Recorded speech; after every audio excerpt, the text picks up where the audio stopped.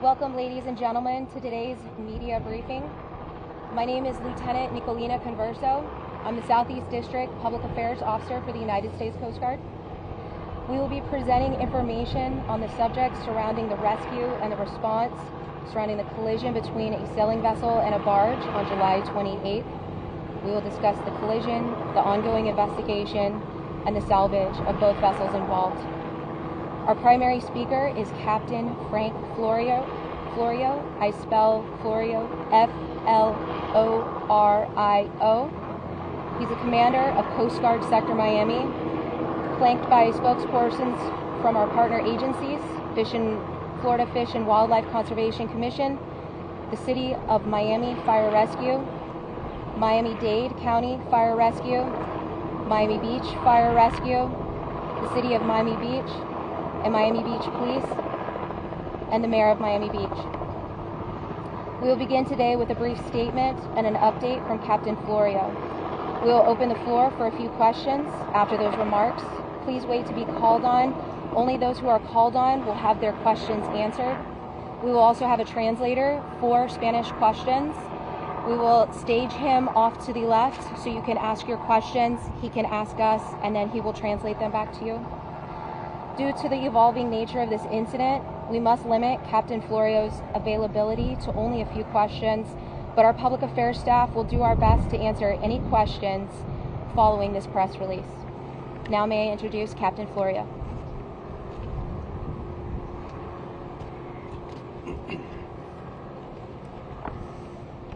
Good evening. I'm Captain Frank Florio, Commander of Coast Guard Sector Miami. Before I begin, I want to express, on behalf of the entire Coast Guard family, our deepest condolences to those who have lost loved ones and to all who have been impacted by this heartbreaking tragedy.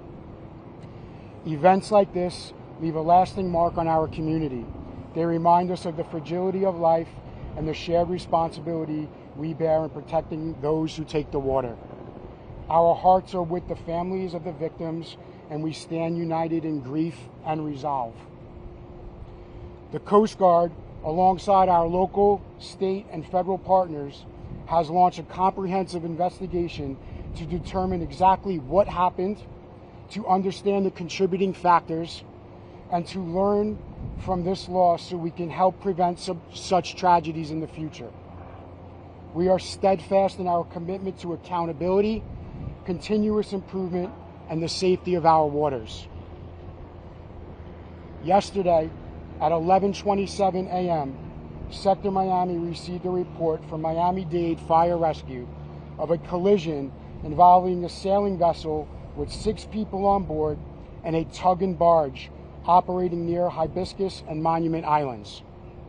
Miami Beach Fire Rescue was first on scene and quickly joined by Miami-Dade Fire Rescue, City of Miami Fire Rescue, the Florida Fish and Wildlife Conservation Commission, and Coast Guard Station Miami Beach.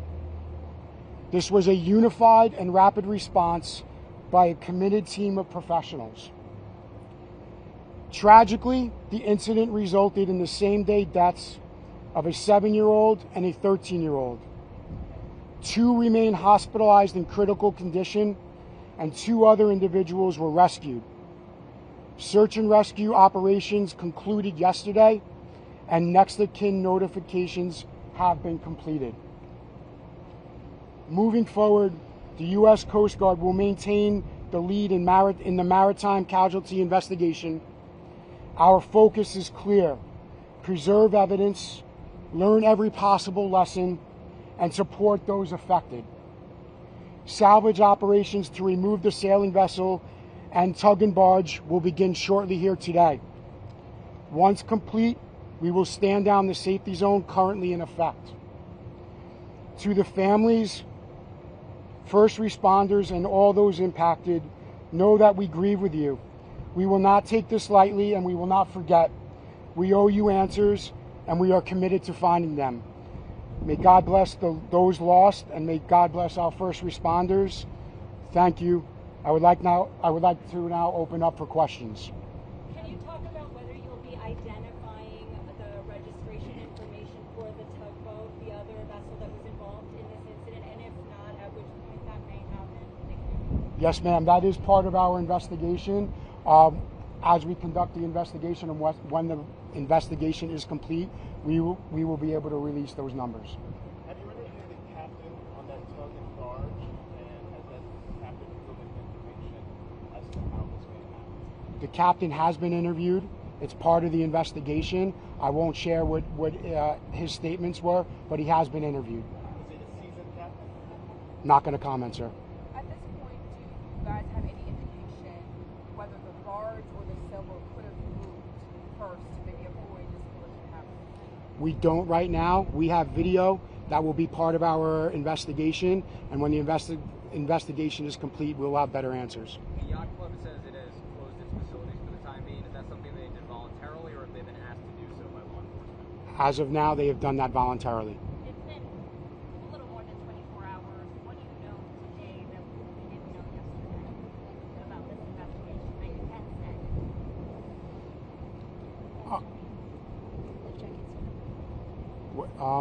One of the main questions that we received yesterday were the girls wearing life jackets? We were not comfortable answering that yesterday. Through some of our investigative work and some of the interviews we conducted, we do believe all of the girls were wearing life jackets. Again, our investigation needs to confirm that, but as of now, we believe the girls were wearing life jackets. Are you able to say at this point? Did you guys ever interview the administrator of that summer camp? Because in their bulletin or their information of that summer camp that the kids were participating, they said the kids have to bring their own life jackets that comply with Coast Guard regulations. Is this person part of the investigation, the administrator of the summer camp? Yeah, that was information posted on their website. We are going to be interviewing the camp itself. The camp is part of the investigation, and we'll make sure we'll confirm those details as the investigation evolves. Yesterday, you said that one of the updates said that there was a child who was unresponsive. Wondering if when you say now it's two that are critical, has one of their conditions improved, or is someone still legally alive but unresponsive at this point? Right now, the best I can give you is they're in critical condition. We just confirmed that report with the hospital and our points of contact. Are you able to say if the captain had a valid, if the captain of the tug had a valid license? Were you looking into that, and did you look into any possible blood draws the captain's while at sea? So I won't comment about the license right now. That is part of the investigation. We did do alcohol testing, and we have conducted the chemical testing as well. We're pending those results right now. Can you discuss the body of water and where this took place? You're very familiar with this. Are there any challenges navigating in an area like this? Is the water shallow? Are there narrow channels where it could speed be a factor when you're operating any type of vessel in this particular? Speed is always a factor in any type of vessel movement. Right now, the water was safe. It's commonly used navigational area, and it's frequented by our maritime population here consistently.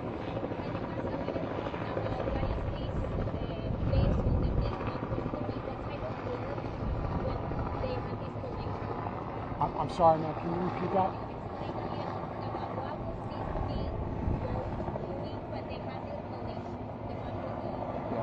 Right now, we believe the barge was supporting some construction operations in Miami Beach area. The question might be better for local police or fire, but if you want to answer it, Captain, do it. I just want to open it to anyone. Of course, this incident specifically is under investigation right now, where these vessels were moving, how they were moving, what the teams on both of those boats were doing. But in a general sense, on a normal day, is it appropriate for both a barge and a sailboat to be in those general areas on a normal day?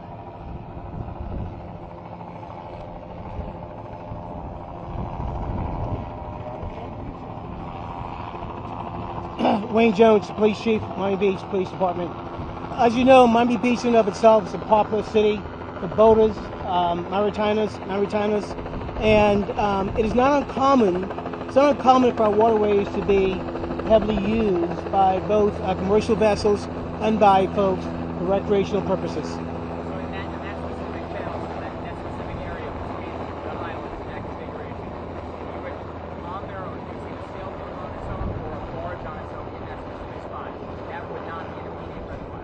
Not an immediate red flag, not uncommon at all. I'm sorry, we'll have time for one more question. Ma'am, could you please ask your question? Yes.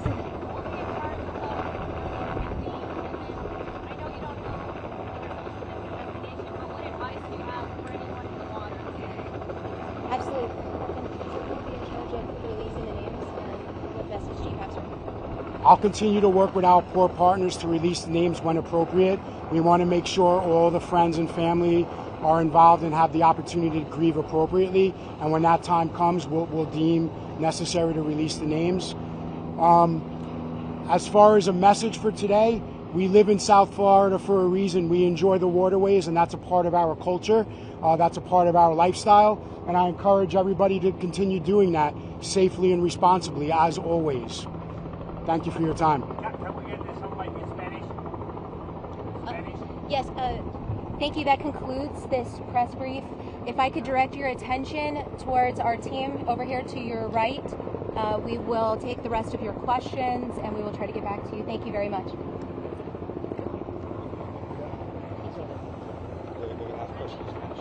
Actually, we're going to direct over there to. Yes, thank you.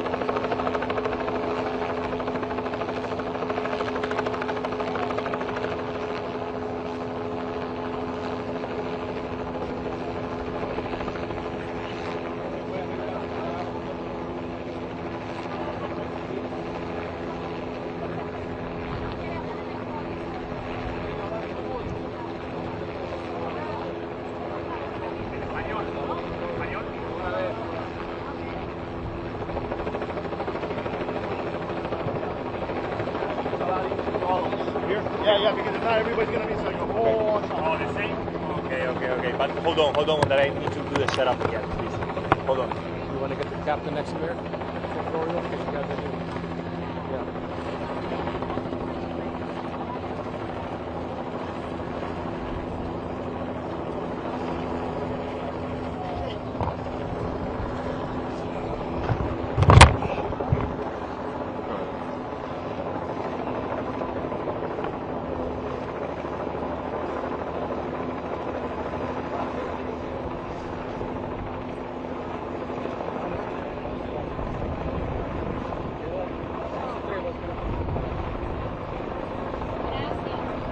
¿Están listos? Okay.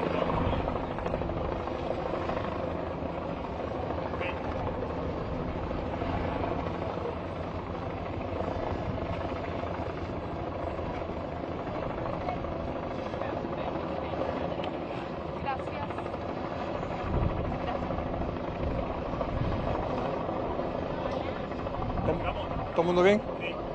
Mayor Alberto Massa, MAZA, de Florida Fish and Wildlife Conservation Commission.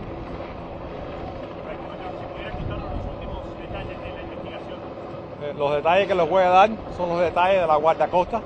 Ellos son la agencia que está investigando este accidente y nada más que voy a dar información de lo que explicó el capitán antes de yo pararme aquí delante. En estos momentos la guardacosta está investigando un accidente de barco, 2 barcos, y en estos momentos hay 2 que fallecieron y 2 que se están en el hospital en estos momentos en condiciones críticas. Y 2 pasajeros estaban recuperados el día del accidente.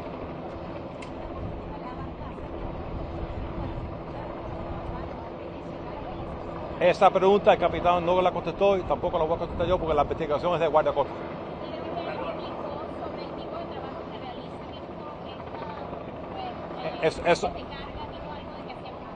Esos barcos son muy comunes en las ciudades grandes, hacen trabajo de reparaciones de paredes del mar, de balizas.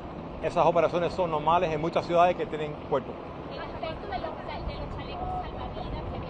El capitán avisó que en estos momentos, basado en lo que ellos han investigado hasta este momento, los individuales tenían los salvavidas puestos. Esa pregunta yo no la puedo contestar. Es una zona de guardacosta. En estos momentos la guardacosta no ha soltado ningún nombre de los gente que estaban en el accidente.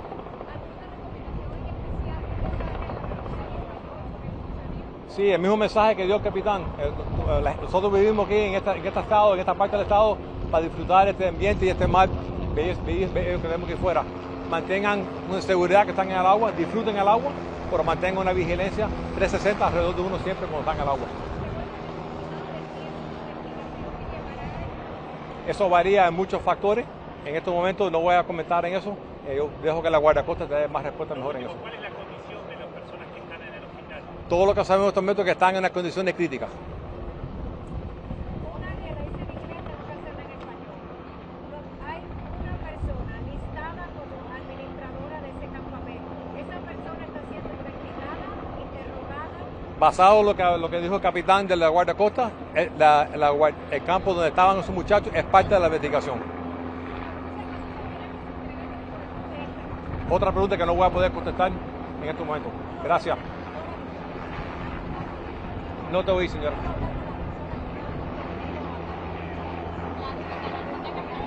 En este momento no vamos, eso son preguntas para la guardacosta. Gracias.